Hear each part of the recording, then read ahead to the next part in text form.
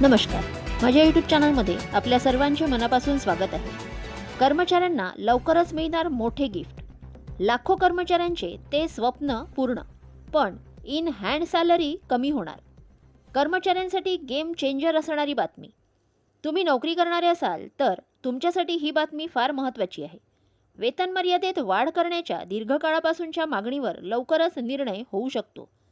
काय आहे निर्णय पाहूयात सविस्तर. त्यापूर्वी चॅनलला पहिल्यांदा भेट देत असाल तर लाईक करायला विसरू नका, सबस्क्राईब करायला विसरू नका, नवीन अपडेटसाठी बेल आयकनला प्रेस करायला विसरू नका आणि माहिती आवडल्यास आपल्या सहकारी मित्रांना शेअर करायला देखील विसरू नका.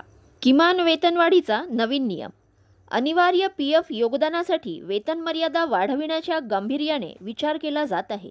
सध्याची दरमहा 15,000 रुपयांची मर्यादा वाढवण्याचा प्रस्ताव मांडण्यात आला आहे आणि हा प्रस्ताव मंजूर झाला तर त्याचा फायदा लाखो कर्मचाऱ्यांना होईल. या प्रस्तावामुळे लाखो कर्मचाऱ्यांना निवृत्तीसाठी अधिक बचत करता येणार आहे. पुढील महिन्यात ईपीएफओच्या केंद्रीय विश्वस्त मंडळाच्या बैठकीत सादर होण्याची अपेक्षा आहे. मंजूर झाल्यास हा बदल 1 एप्रिलपासूनच सुरू होऊ शकतो. तब्बल 12 वर्षांनंतर वेतन मर्यादेत सुधारणा करण्याचा निर्णय मध्यमवर्गीय कर्मचाऱ्यांसाठी गेम चेंजर ठरू शकतो. अलीकडेच सर्वोच्च न्यायालयाने वाढत्या महागाई आणि वेतनाचा हवाला देत 4 महिन्यात वेतन मर्यादा वाढविण्याचे निर्देश दिले आहेत. पेन्शन अन निवृत्ती निधीत होईल वाढ. या निर्णयाचा सर्वात मोठा फायदा कर्मचारी पेन्शन योजनेवर होईल. सध्या पेन्शन गणना 15,000 रुपयांच्या मर्यादेवर आधारित असून ही मर्यादा 25,000 रुपयांपर्यंत वाढवली तर कर्मचाऱ्यांच्या पेन्शन खात्यात जमा होणारी रक्कम वाढणार आहे.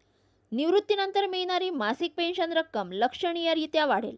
या व्यतिरिक्त पीएफ खात्यात जमा होणारा एकूण निधी देखील वाढेल. इन हँड पगारावर याचा परिणाम होणार आहे. या बदलामुळे तुमच्या इन हँड पगारात थोडीशी कपात होऊ शकते. 12% पीएफ कपात आता 15,000 ऐवजी 25,000 रुपयांच्या मर्यादेवर होणार आहे, ज्यामुळे बचत वाढेल असा तज्ज्ञांचा विश्वास आहे.